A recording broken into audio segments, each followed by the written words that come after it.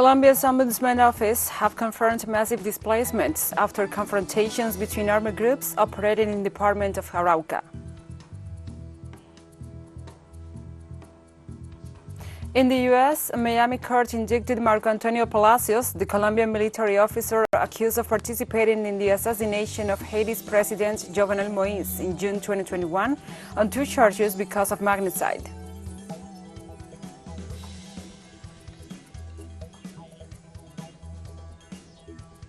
Protesters stormed public buildings in Kazakhstan biggest city on Wednesday as security forces struggled to impose control after the government resigned in response to popular anger over a fuel price increase.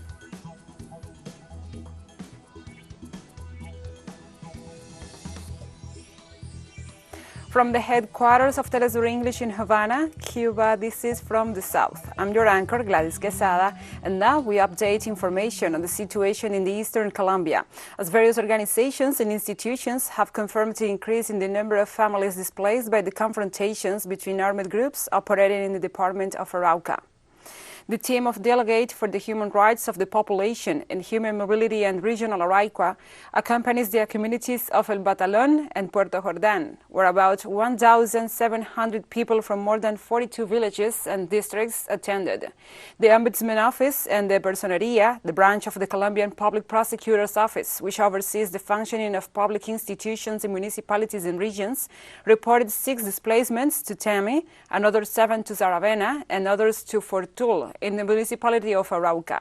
In this context, the Ombudsman stated that his office has provided constant accompaniment to the families of the victims who died in the confrontations between illegal armed groups.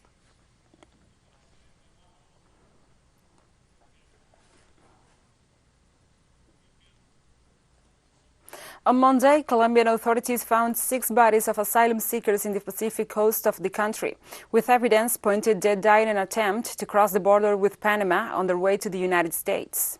It is presumed that the asylum seekers will have died at the end of last year. The bodies were found floating near the village of Punta Piña in the municipality of Jurado in the department of Chocó, where they were found with a hard state of decomposition. Jenny Lucia Rivas, the mayor of Jurado, confirmed the situation in which the remains were found. According to local authorities, the crew members of the boat that was transporting them survived, but fled for fear of possibility of being charged with the crime of migrant trafficking, said the Colombian Navy. Also, on the other hand, authorities indicated that the migration of the north of the continent has been mostly of Haitian population from Chile and Brazil.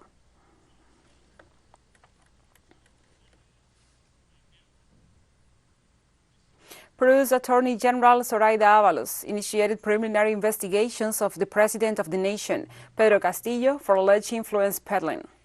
Despite the fact that the prosecutor incorporated the president in a second provision of preliminary investigations, in the same provision, the whole process of investigation is suspended until the end of the presidential term, until 2026. The public prosecutor's office has detailed that the beginning of the acts of investigation will be suspended until the end of his term of office due to his absolute immunity that transcends the procedural sphere. The prosecutor's suspicions are linked to 3 cases in particular. The first accuses the president of having intervened inappropriately and indirectly in a public construction tender. In the second, Ábalos accuses him of having intervened in a biodiesel acquisition process. And in the third case, he is under accusations of influence peddling and illegal sponsorship. Castillo has faced several accusations since he took office and legal attacks from the political right-wing sectors as a liability that has stranded part of his management.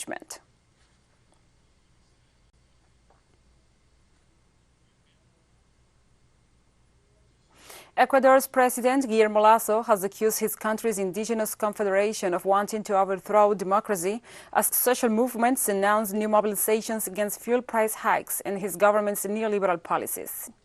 In an interview, President Lasso hit out at Leonidas Issa, the president of the Confederation of Indigenous Nationalities of Ecuador, which led major protests in October against fuel price hikes. Talks with the government stalled in November as the Confederation denounced a lack of progress of the issue of fuel subsidies. Indigenous peoples are also demanding an end to exploitation of natural resources in the areas where they live and denounce the neoliberal economic policies harming the majority of the Ecuadorian population. Fresh mobilizations have been called for mid-January as the Lasso government refuses to negotiate.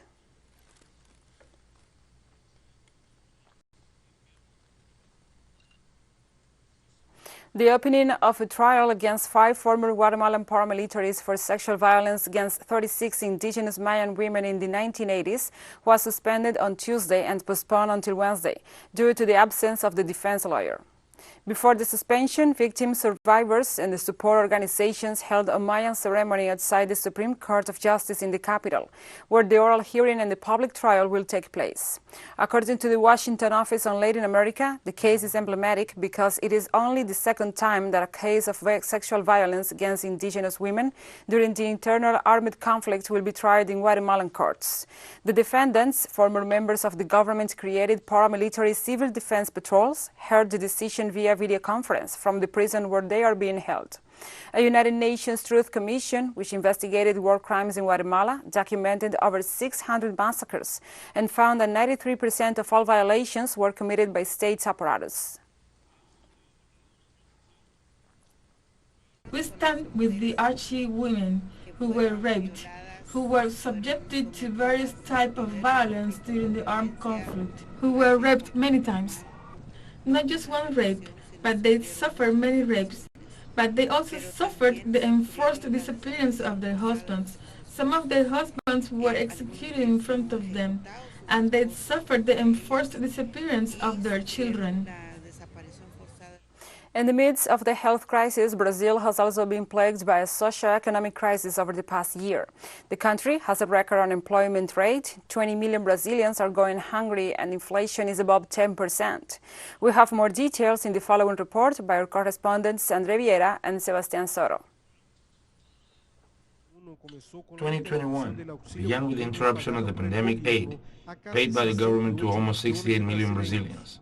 The welfare initiative returned in April, excluding half those who benefited before and paying 4 times less. Then in December, the government launched the Auxílio Brasil program, which excluded more than 22 million families served by the pandemic welfare program last year. 2021 was also the year of record prices for meat and gasoline, and an inflation rate above 10%.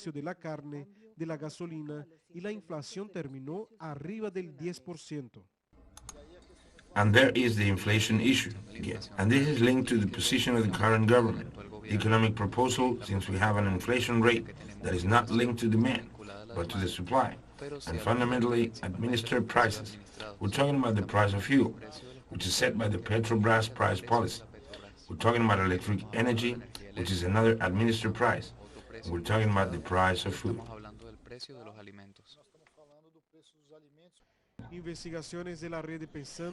Research by the Pension Network shows that more than 20 million Brazilians are hungry, and that 55% of the country's population is experiencing food insecurity. This rate has increased since the 2016 coup d'etat against former President Dilma Rousseff.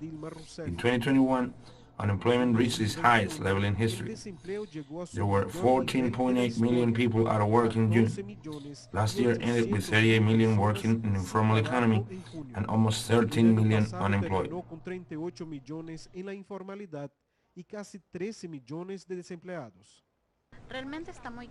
It's really very expensive and very difficult. We do not know what to do. It is complicated. I have many friends who were domestic workers and lost their jobs. The level of poverty has increased dramatically. The number of people living on the street has also increased. They were already homeless here, but with the pandemic, the number tripled. And all of this is a consequence of the coup that Brazil experienced. It is always good to remember that, because we cannot forget history. When the pandemic began in 2020, more than 220,000 people were living on the streets in Brazil, and according to estimates, this number has increased. Over the past year, rent increased by almost 18%. Monica had to leave her home and begin living in a square. I was living in a place where they increased the rent, and I couldn't afford to pay it, so I ended up on the streets.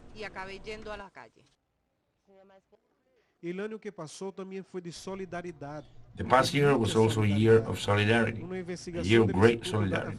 Research by the Data Favela Institute showed that 92% of the inhabitants of impoverished communities that received donations would not have been able to eat in 2021 if it were not for the social mobilization.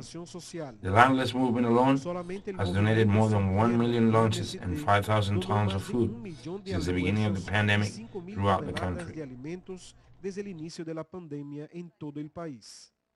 The pattern of hunger has been reestablished in Brazil and is linked to informalization of the labor market, of the economy, but also the breakdown of social welfare programs.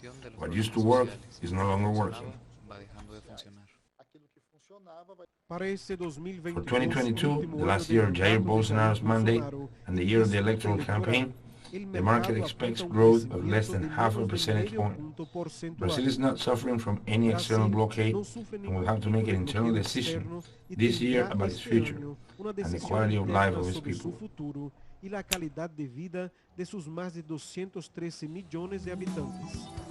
André Vieira e Sebastião Soto, Telesur, Rio de Janeiro, Brasil. Thanks to Andrea and Sebastian for this report, and now we will continue because we'll be right back after this very short break, so don't go away.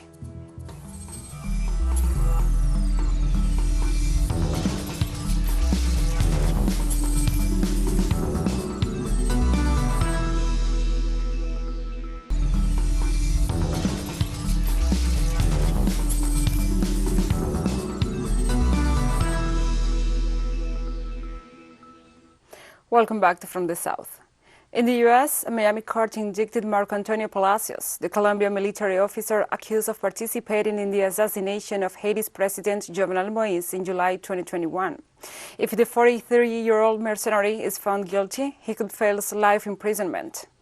Palacios left Jamaica this Monday bound for Colombia. However, when his flight made a stopover in Panama, the authorities of that country informed him that the United States justice system had a warrant for his name. After his capture, the military officer had asked to be brought before the court of the Southern District of Florida and offered full cooperation in all matters. Despite the seriousness of the facts that the U.S. court charges him with, conspiracy to commit murder of kidnapping outside the United States and providing material for a murder, the defense of the Colombian military has said they prefer the U.S. justice and not the Colombian one. Palacios managed to escape from Haiti after Moïse's assassination on July 7, 2021, and remained in hiding in Jamaica.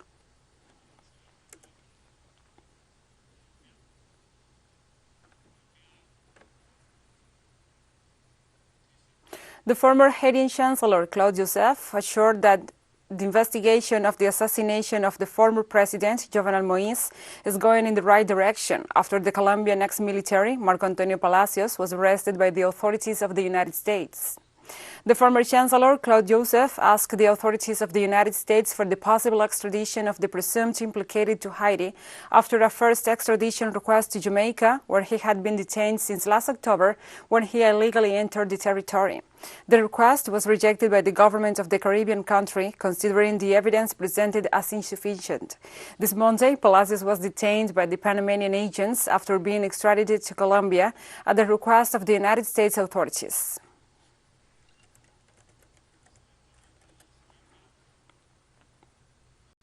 We move on to other topics. The penitentiaries of the countries along the border between the state of Texas in the United States and Mexico are at maximum capacity due to the high number of people arrested, mostly migrants. The Kinney Sheriff's Office, located 193 kilometers west of San Antonio, explained that the county jail is overcrowded with detainees. The number increased over the course of this weekend after a large number of migrants were taken into custody. The King County Sheriff's Office also explains that during the arrest, a 16-year-old minor from Georgia was found in the company of her boyfriend, a 20-year-old alleged human smuggler. In total, in 2021, more than 1,000 asylum seekers were arrested by Kinney County, another 69 human smugglers, and 13 gang members.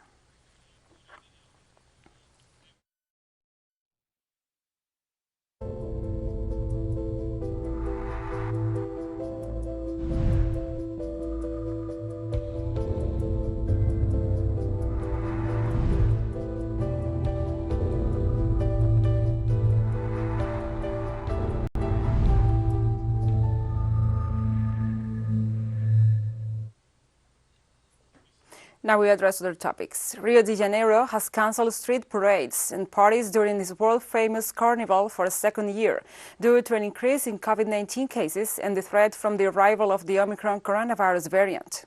According to the city's mayor, Eduardo Paez, the parade by Rio's Samba schools will go ahead with health precautions to prevent spreading of the virus. After a meeting with the health authorities, the government official also announced that the city will call off the street events that draw hundreds of thousands of carnival enthusiasts each year. Other Brazilian capitals like Belo Horizonte and Sao Paulo are also canceling their carnival parades. Cases of COVID-19 infection are on the rise again in the South American giant. The health ministry on Tuesday reported nearly 19,000 new cases in the past 24 hours and more than 100 deaths from COVID-19.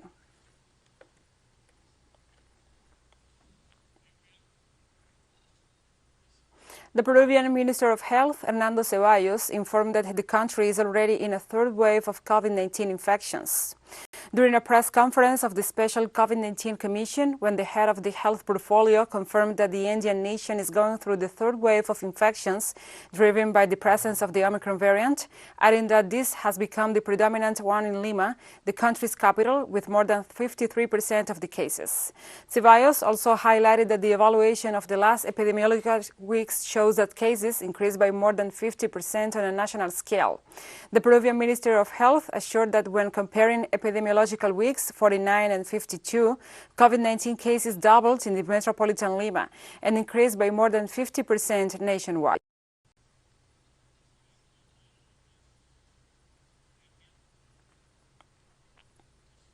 And Cuba implements new international sanitary protocol measures, effective as of today, Wednesday, due to the increase of COVID-19 cases in the last weeks and the dissemination of power of the Omicron variant of the virus.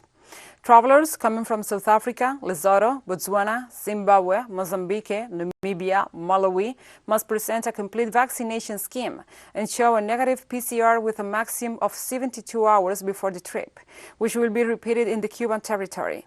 On the other hand, compulsory quarantines will be carried out for 8 days in hotels where the new test will be applied. Likewise, the new regulation establishes that all crew members and passengers of merchant ships coming from foreign ports must also present a complete vaccination schedule and undergo a PCR at the point of entry, except those who stay less than 48 hours in the national territory.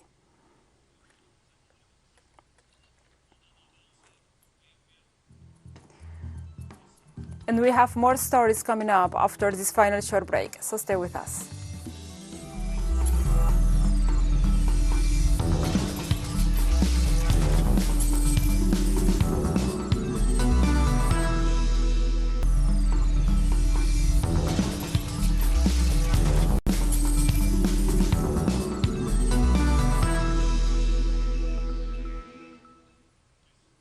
Welcome back. Protesters stormed public buildings in Kazakhstan, biggest city, on Wednesday as security forces struggled to impose control after the government resigned in response to popular anger over a fuel price increase. President Kassym-Jomart Tokayev ordered on Wednesday to impose for 180 days a government regulation of fuel prices in order to stabilize the socioeconomic situation and stop the violent protests that broke out in several regions of the country in response to the increase in fuel prices.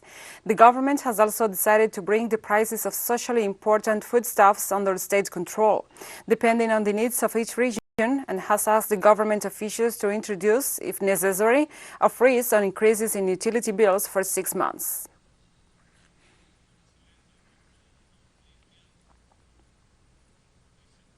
A Katyusha rocket hit a Iraqi military base hosting U.S. forces near Baghdad's international airport on Wednesday, Iraqi security and military sources said.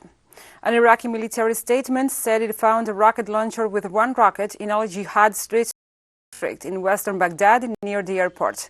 The sources said that no casualties were reported. The attack follows in line with another drone attack on Monday and the second anniversary of the assassination of the top official of the Quds forces by the U.S. government under the Trump administration, Qasem Soleimani.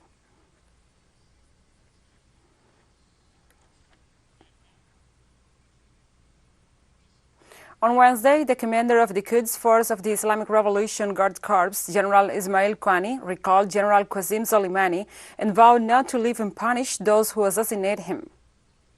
As part of the commemoration of a new anniversary of his assassination, the senior official and other important figures of the Persian nation recalled the career of the historic officer and also the cowardly manner in which he was assassinated on the orders of former U.S. President Donald Trump. Kwani recalled that Soleimani humiliated the then U.S. Secretary of State Marc Pompeo so many times and in so many ways that he and his boss Trump thought that the trail of those events would disappear with the death of the Persian general. Remembering that they are Muslims and Shias, he reiterated that thousands in the world are obliged and convinced that they must do justice.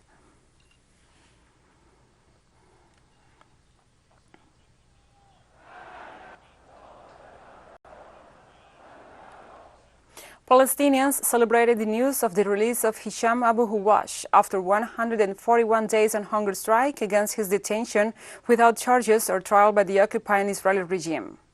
Huwash, age 40, agreed to end his hunger strike this Tuesday after Israel committed to his release by February 26, according to his lawyer. The International Committee of the Red Cross, whose medical teams visited the Palestinian prisoner over the weekend, warned he was in critical condition and called for a solution to prevent his death. The married father of 5 from Dura, in the south of the Israeli-occupied West Bank, is being held under administrative detention, an internationally condemned Israeli practice of arresting Palestinians for renewable 6-month terms without allowing them to view the charges or evidence against them. During the past 3 days, we lived through a psychological war that was carried out by the Israeli intelligence due to what was happening with my brother Hisham. There were strong maneuvers, but we overpassed those as a family. Today, Hisham achieved victory for all the Palestinians. I thank all the Palestinians who stood with us. Thanks to everyone who helped my brother. I thank God they released him. Thank you to every person who took part, helped, and provided support. Thank you all. And we have come to the end of this news brief. But remember, you can find these and many other stories on our website at tellusenglish.net. And also, if you feel so inclined, please join us on social media for all the latest news. We are on Facebook, Twitter, Instagram, and Telegram. For Tell Us English, I'm Gladys Quesada. Thank you for watching.